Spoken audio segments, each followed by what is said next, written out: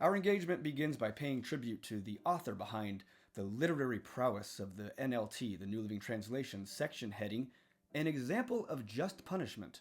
Presumably this biblically good idea, to break down the heading even further, should be applicable and necessary for all time, especially if it happens to directly violate one of the 10 Commandments. Let's find out what in God's name happened here. We're presented with two belligerent Bedouins getting scrappy. One, who happens to be half Egyptian, unleashes a forbidden sure-kill fatality move by blaspheming and cursing the name of the Lord. Fatality. Little does he know by his utterance he has sealed his own fate. The spectators are appalled at the man's outburst, so they take him to Moses for judgment. Moses is an excellent fit for the job. Not only is he the leader of the entire desert detention camp, but he is also quite skilled in the art of slaughtering those of Egyptian descent. Overcome by the terrifying report, he locks the man away in high-security isolation and ponders a just punishment. Fortunately, the Lord steps in, and, for the sake of utmost clarity, speaks directly to Moses and extends the law of stoning to all blasphemers, regardless of nationality. It appears Moses had forgotten this just punishment that was gaining traction and one the Lord was growing fond of. He delivers the execution instructions to the Israelites and proceeds to his box seat.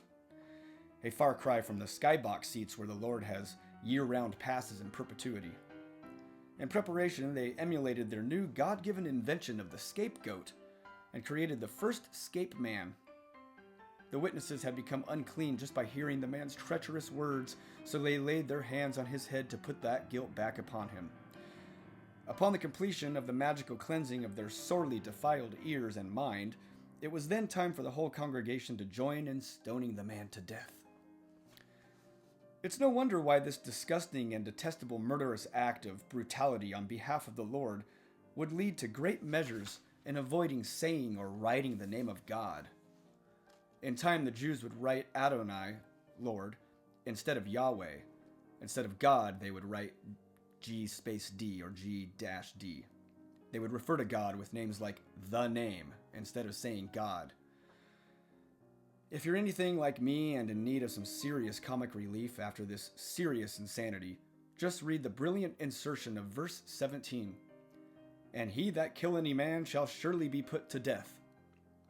Of course, this scripture does not apply to God or anyone killing for God.